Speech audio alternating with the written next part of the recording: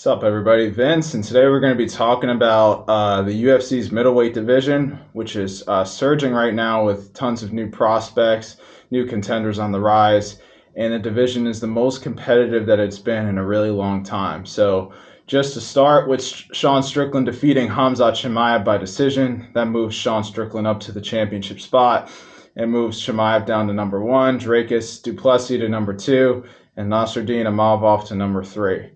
As for what's next for each of these guys, we're just going to focus on the top five for now. I would say most likely we will see Strickland versus Imavov next, but I know Strickland needs some time off. And if that's the case, there's a very good chance that we could see Nasruddin fight another top contender and potentially, or wait for that matchup to materialize. Now, I originally suspected that we would see Dracus and Imavov fight for the number one spot since Sean needed some time off.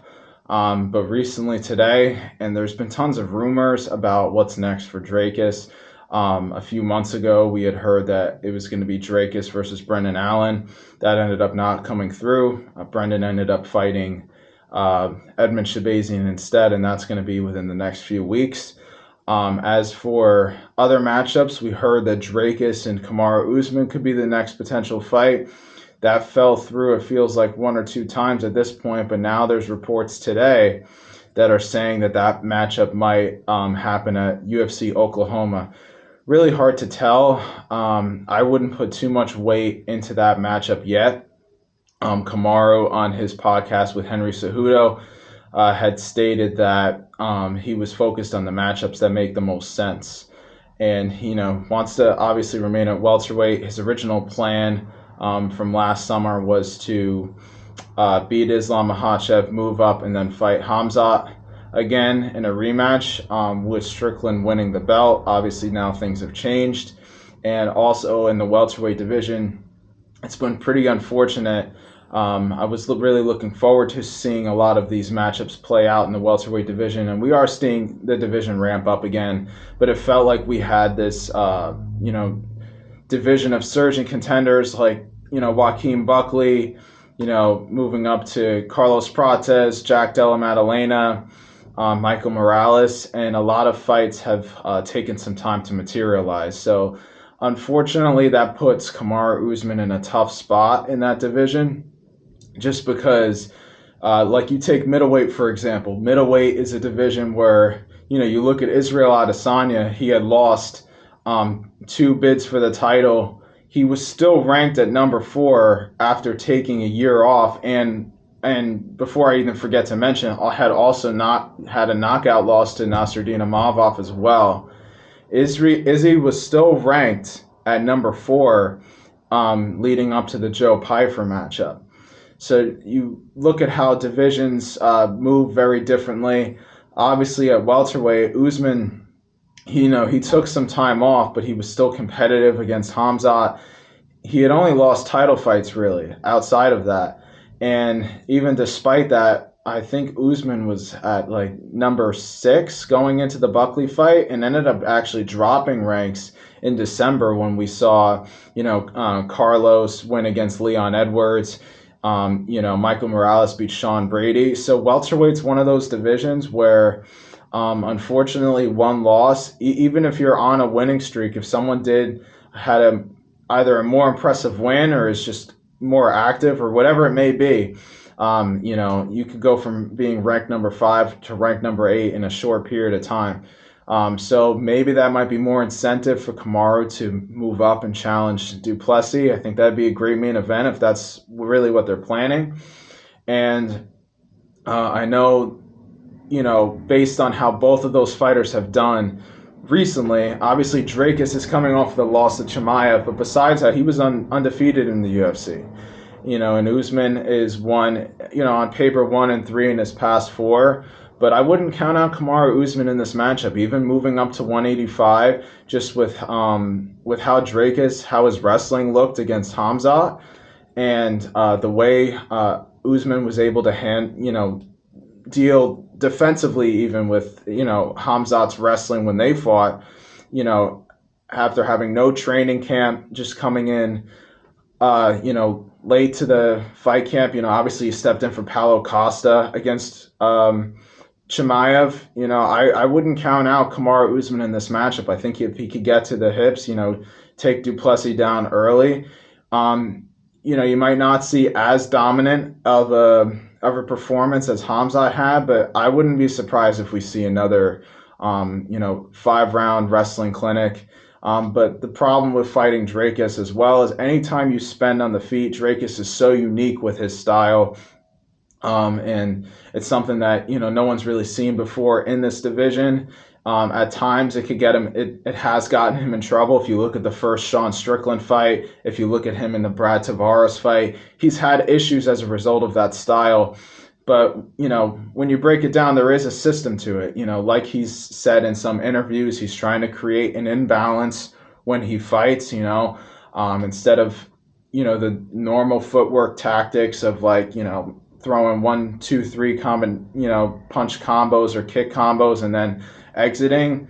Dracus will be the type to where once he throws a few punches in a blitz, he'll continue to press you until you're all the way onto the fence. Reason why that works is just because no one's really seen it. I just rewatched the Brad Tavares fight yesterday, and you could see there's several times where Brad, presumably is just expecting Dracus to just stop pressing him, because he's darting in with these 1-2-1 combinations, but he just keeps pressing, and he'll mix kicks into that too. And the octagon only has so much space, and pretty much all of Dracus's opponents except Hamzat have all been landed on and damaged by him. Even Sean Strickland, with how high his striking defense is in the middleweight division. Look at the second fight. I mean, Dracus is a unique puzzle to solve on the feet. I know he gets a lot of criticism for his style and the striking, but it's a whole different ballgame when you're actually in there with him. And it's the same with fighters like Strickland, like Tony Ferguson back in the day. All these things, yes, does he look like he's not as technical when you're watching the tapes, but it's actually different than being in there. So I think, the potential matchup of Usman versus Duplessis could be very interesting. I think it'd be a great fight to watch. We'll see if that's Usman's plan, if that's the UFC's plan. As for the rest of the top 5, we have Caio Borralho and Brendan Allen tied at number 4. For Caio, there's a good chance you could see him.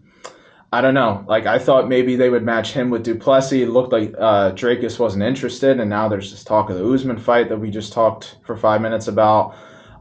So maybe we could see Caio versus Joe Pyfer. I think that'd be a great matchup to make.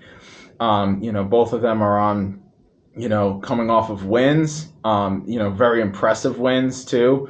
Caio just beat Rainier de Ridder. Joe Pyfer just had the biggest win of his career against Israel Adesanya. Both of these guys are looking really impressive right now. They're in the prime of their careers.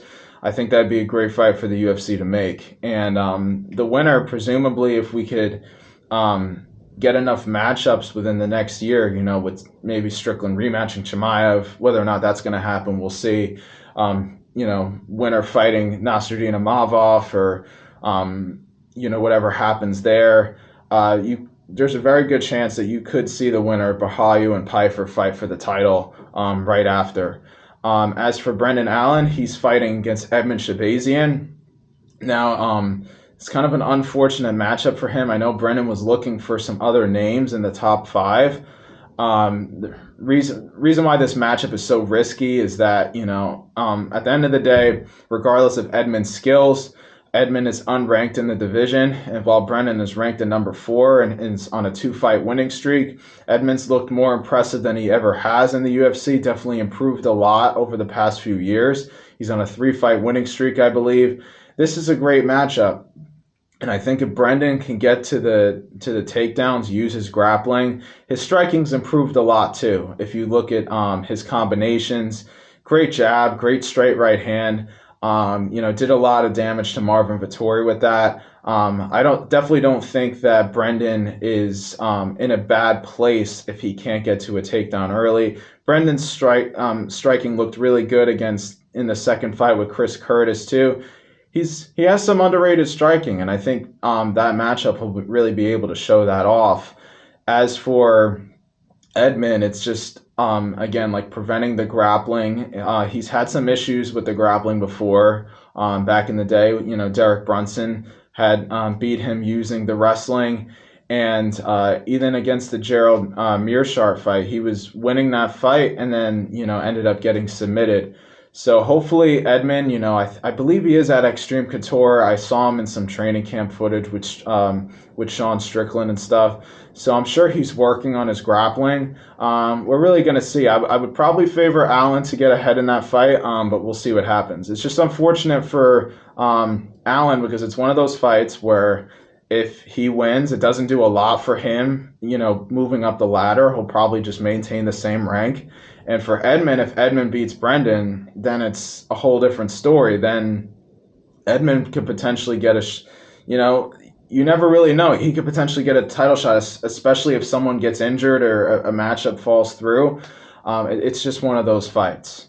As moving back up the ladder to the current champion right now, Sean Strickland, what I think of a matchup between him and Hamzat or him against Amavov, I would say a rematch with Chimaev. Presumably by that time, you would hope that Strickland would be injury free.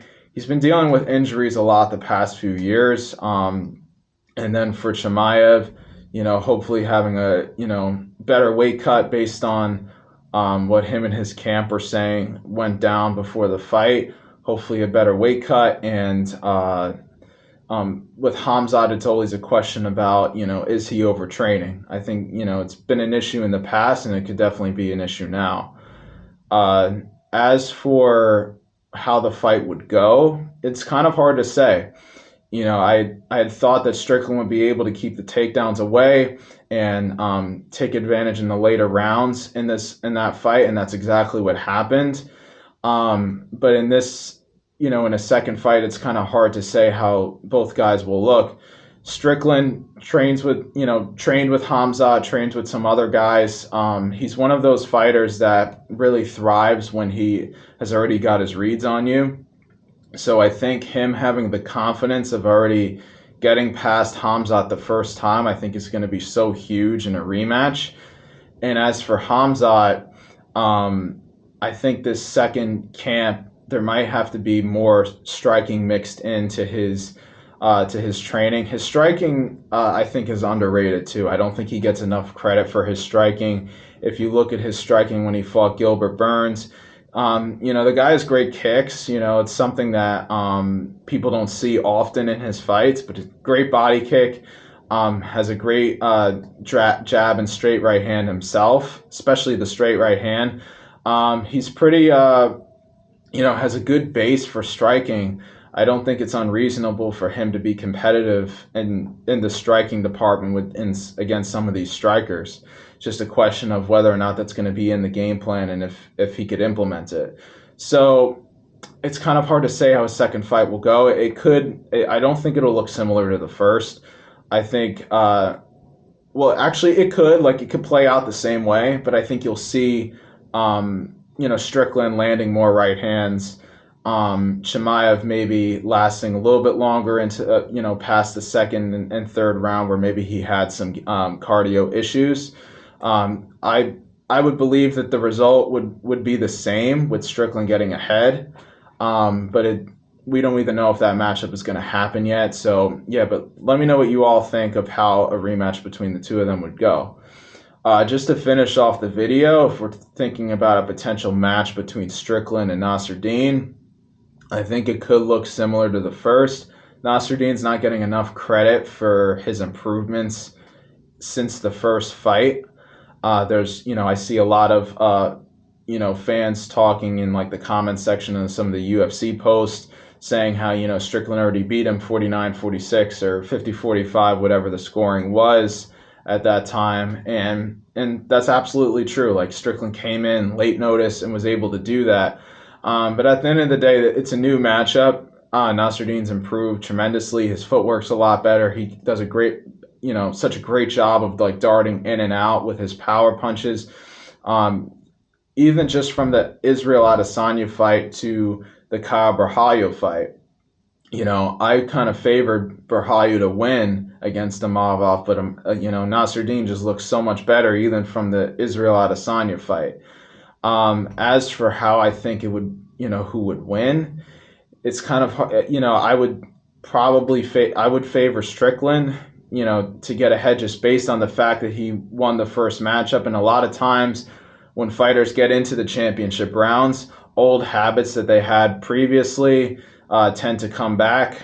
And Nasruddin, I think, has made it to the 5 round distance against Berhayo, and you know what, his cardio looked better there. So it's kind of hard to say. I would think that Nasruddin will have the same strategy of trying to land big power punches. He loves throwing that overhand right. His left hook. Great punches. Doesn't throw a whole lot of kicks. Like, he'll kind of throw some feeler kicks out there.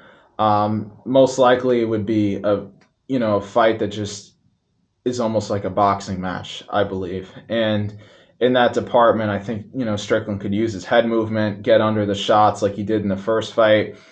But we have no idea. I mean, that matchup. We don't even know if that's going to happen right now, especially if Imavov has to fight another top contender, and then maybe someone else will take the spot.